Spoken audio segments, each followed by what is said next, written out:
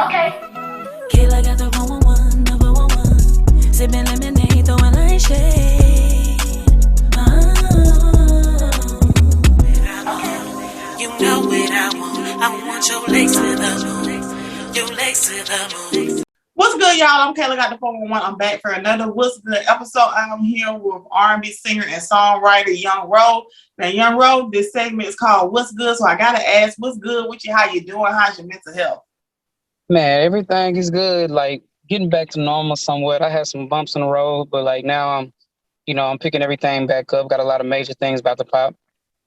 Yes. So how did you even handle the pandemic? I know we were talking briefly earlier. You are in Texas, and they ain't really shut down, right? They were just still going like it wasn't even COVID. Man, like they shut down. The only thing they shut down was churches.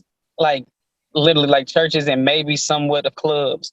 But down here, a lot of people just put their own thing together, and everybody really just breaking the rules. You might as well say, and we call it a pandemic, because everybody was still making money. A lot of people out here, they put their own businesses and things together. So like, it wasn't really stopping too much of nothing.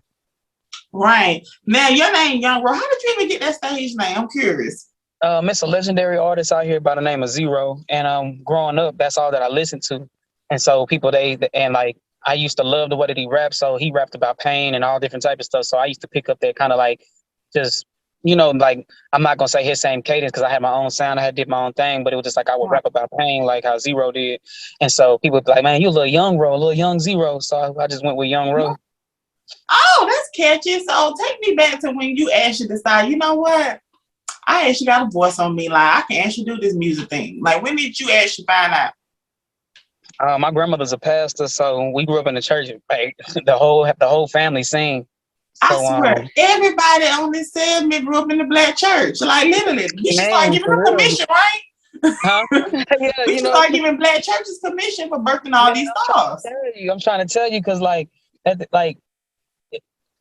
I didn't even know I had like a gift because like I just thought it was normal because my whole family sung. And then one day, like I was getting a ride back to going to school early in the morning. My mom was in the front seat, my aunt was in the front seat, I'm in the back seat. And that song, every time I see your face, it makes me wanna sing. That came on, that Rome. That's what it was. That Rome came on. And I started singing it. My mom and my aunt looked back like, boy, like sing that again. And then like that's when I realized I could hold a note. And so next thing you know, like as I'm growing up, I'm loving like doing music and stuff like that. I'm enjoying everything that I'm like hearing, and I just wanted to just keep pushing and keep going with it. And I didn't get serious until about 4 or 5 years ago. That's when I got my first feature. And when I got my first feature, like the world's reaction, the numbers, how they grew, I got addicted to it. And so I just kept pushing and started dropping more songs. And then I became, the legendary Young Ro. Well, you kind of new at this, huh?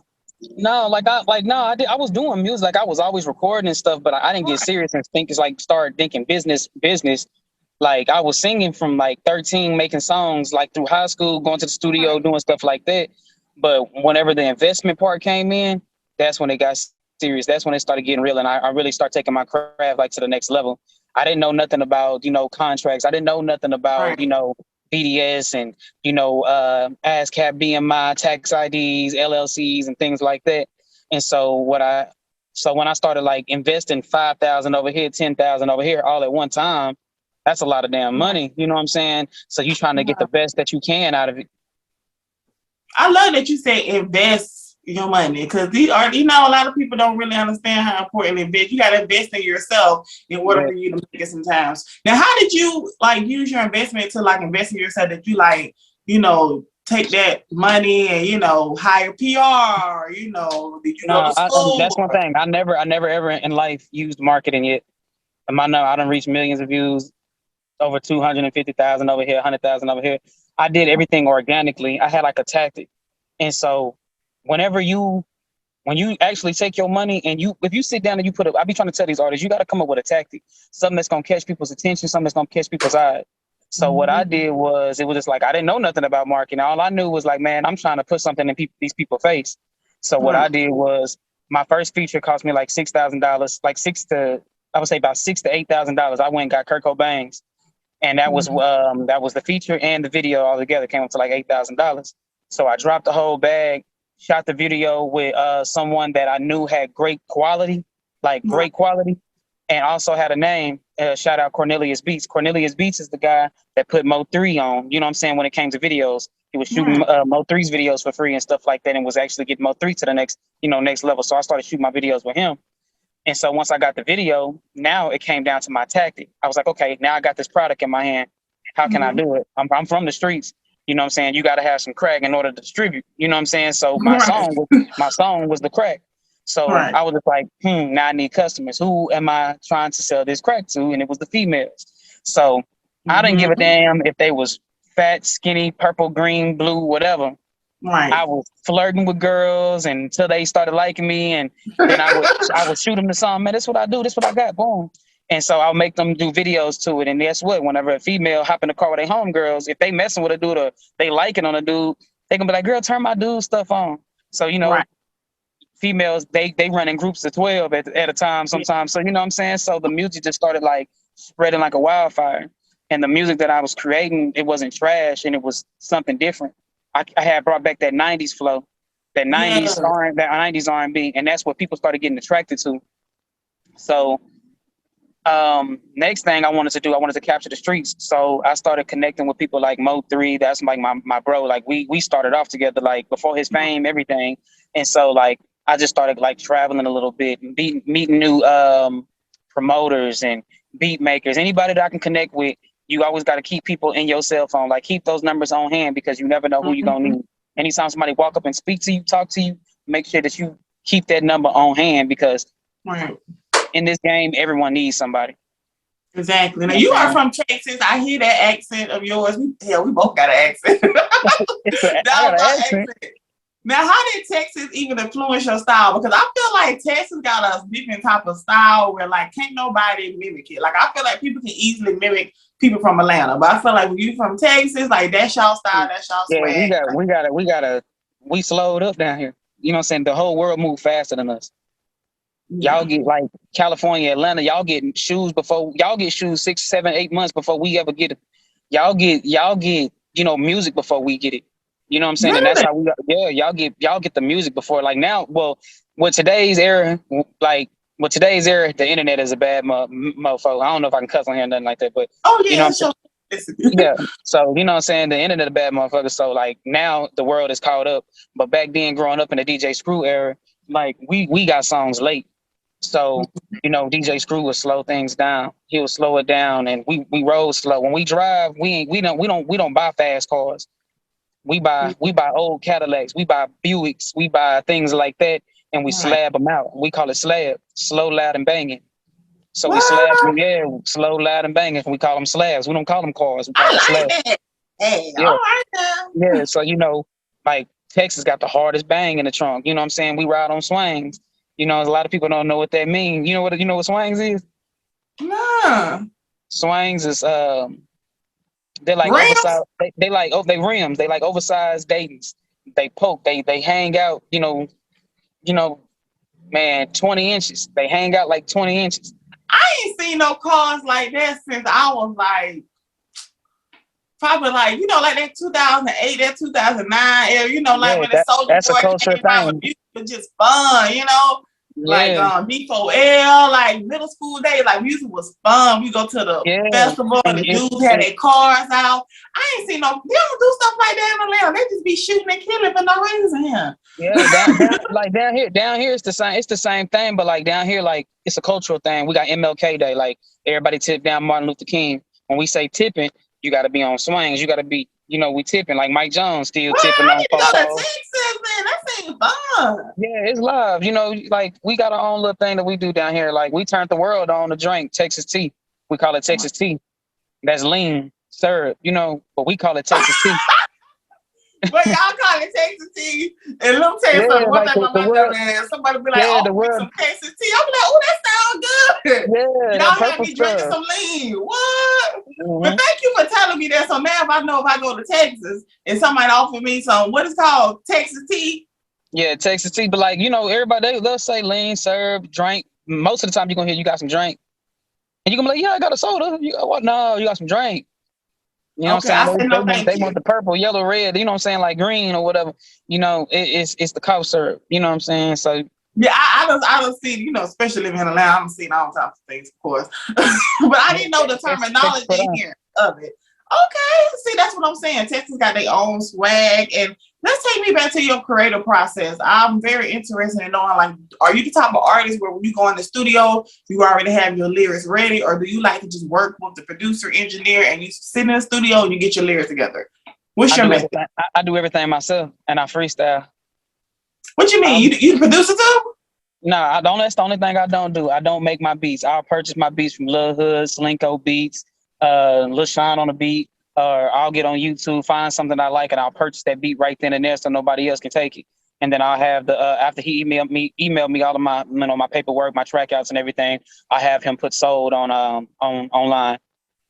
And then I'll go in the Okay. studio and I'm one of the people, like, as soon as I hear the beat, I paint a picture in my head, and that's how I come up with the song right then and there. And I'm fast with it.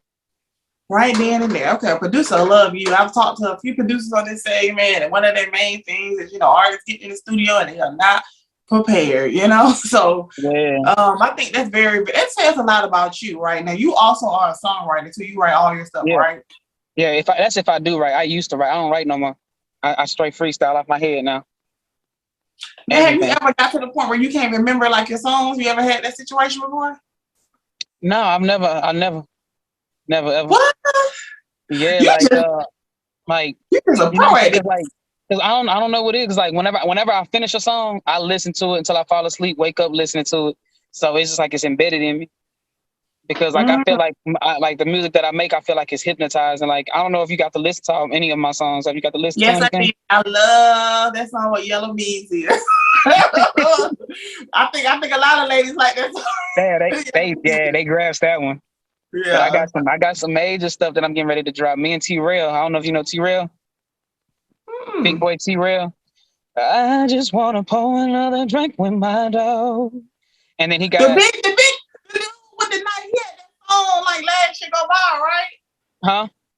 He had a song last year to go by, right? Yeah, Kind a of lot big of his dude, music. dark skin Yeah. dude. Yeah, big dude. You know, he got the Long Live Mo 3 song. He got the Hold on, listen, that's what I keep a laptop over here for. Oh, we're gonna find out who T-Rail is. Yeah, T-Rail, man. Shout out my boy T-Rail. Yeah, we getting ready to shoot our music video, and then Okay, next month, I'm looking forward to shoot my music video with Boosie. Me and him, we got a song called "Have You Ever." okay, that's the song. Is that a new song with Boosie? That's the same song. No, it's the same song. It's the only one I did with him, but we just never shot the video. So, and that's another thing. I be trying to tell artists, just because you made a song 2-3 years ago, if you don't have, I tell people, if you don't got 1 billion views on it, that means the world hasn't heard it. Keep pushing it. Keep pushing it. Keep pushing it. Revamp it. Do whatever you can to make the song pop. You have to actually step behind a track, because you got to look at what's his damn name, Fetty Wap, Trap Queen. That song was 3 to 4 years old before it blew up. Mm-hmm. You know what I'm saying? So, you know, Let I'll me be trying to ask you tell. a question too. This is curious. This is a debate. Do you think that it's good for artists to constantly put out music, or do you think it's, you know, they should take their time with it? In today's era, it's good to stay consistent. I would say drop a song at least every 2 weeks to once a month. Thank you. Like, it makes no sense. I seen an entire debate about this. They was like, oh, you know, I'm real big on people. Like, if you ain't put out a song since 2019, you want to be on my show. How do I know you take your craft serious? Like, okay, I know you waiting on that song to pop, but you still need to be consistent. I feel like it's kind of like practice, right? Yeah, it's like this. It's like this. It's like just because you full, like say for instance, you eating. Just because you got full don't mean that you're gonna be full for a lifetime. You still gotta wake up in the morning and eat. You still gotta eat lunch. You still eat, but there's space in between it. You know what I'm saying?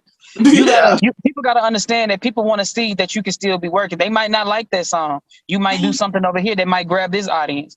You know what I'm saying? So the more that you drop, you're giving a chance for something that you're actually, like, say for instance, you can be pushing a track and that shit might not be hitting on nothing. But something that you just toss out there just to keep them fed, that might be the one they take off. And you might not have to do no marketing behind it because it might just be a hit. You know, so you got to stay consistently dropping something, putting something out there, and just showing people that you are still working, that you breathe, and that you okay. And then I also tell people, like, these days, you got to start relating to people. Make music that people can relate to, that people can feel good to, and stop just sticking to one damn era. Like if you a trap nigga, that's cool and all, but make something for the Yes, females. bro. Make You get something for the I women. swear. Like I have a homie and he's been on my show. He just did a song with a rock band. He's a rapper. And that shit is fire. That shit got 10,000 views in just like 10 hours. Like just from collaborating with other dope artists and just stepping outside your niche. You know, I think that's so dope for us to come together.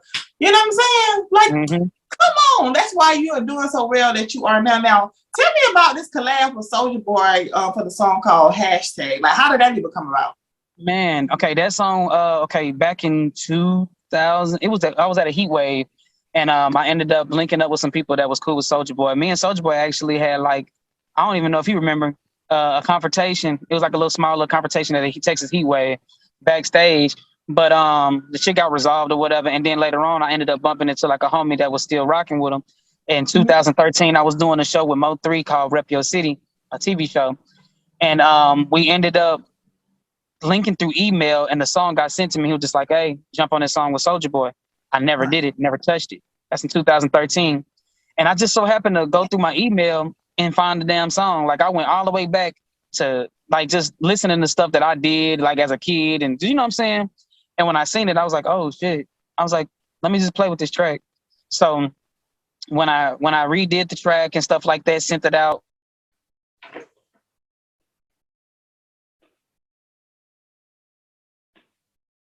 And do like just put it out. No. Can you see me? Now I can. Okay. Come on, let's go. Okay, yeah, you can keep going. I'm trying to keep up with the times. Like which part to edit out. Okay. Anytime it happens, I just keep on talking so I can know where to edit it out at. Yeah. So basically, I went back and got the went and revamped the track, and I put it out and like just to see what it would do. And I still haven't pushed it yet, so it doesn't really have like no like major views or anything on it because I have not done anything that I wanted to do with it yet. Wow. So what I'm gonna do is I'm fly out to California. I'm gonna link up with Soulja. We're gonna shoot the video, and then I'm gonna pull it off the internet and drop the audio, and I'm gonna drop the video at the same time. Oh, that's dope. Right. That's really, really dope. Like, so speaking of Soulja Boy, too, you know, Soulja Boy is always going to be the type of person to tell everybody he did it first. Now, with you being an R&B singer, I want to get your opinion. Who you think the king of R&B is, and who you think the prince of R&B is?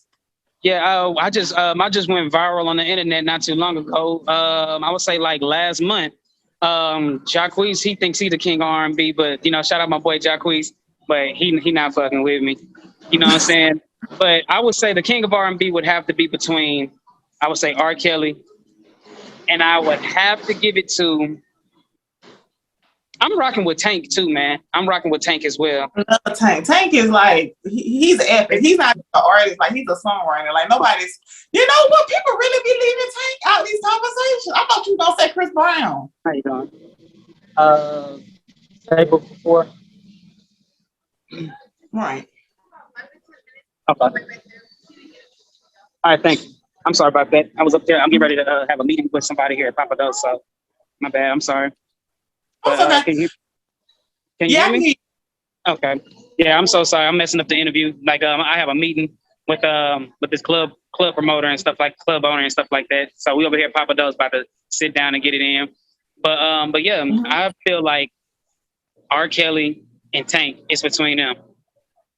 Okay, and who would you think the prince is? That'll be me. I knew you was gonna say that. That's why I threw that. That'll be me. I call myself a young Rhoda Prince. Right. That's why I threw that in there because I knew you was gonna say that. Now, I know your last body of work was Player Rules, so we're gonna have a little fun real quick and get to know you. I'm gonna ask you a few scenarios and you finish it up for me, okay? Now, once I say the scenario, you let me know if that's player or if it's not player, okay? Okay.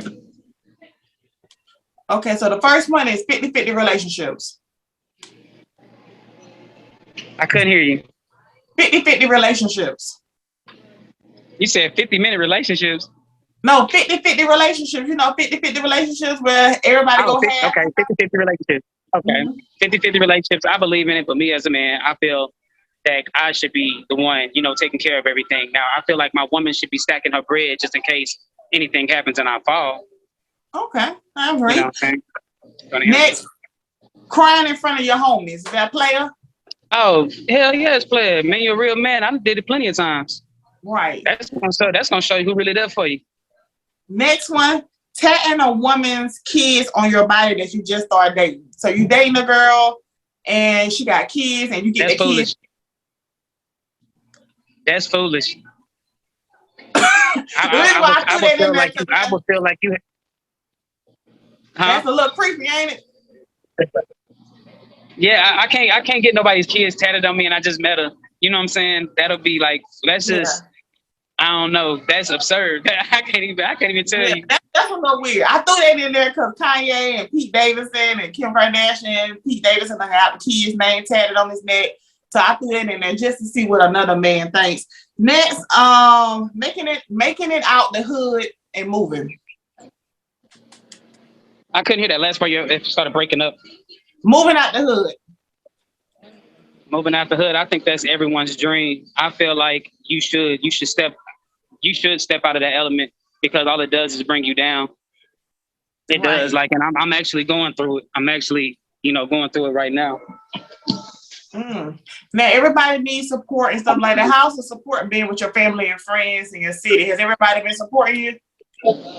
No, man. I get all my love like really from like out of my city. Like everyone in like where I'm from, it's like it's crab in a bucket. I don't have none of my homies come to my shows and nothing like that. I have real diehard fans that come to my shows and that, they actually support what I got going on. So to me, I took them in as family.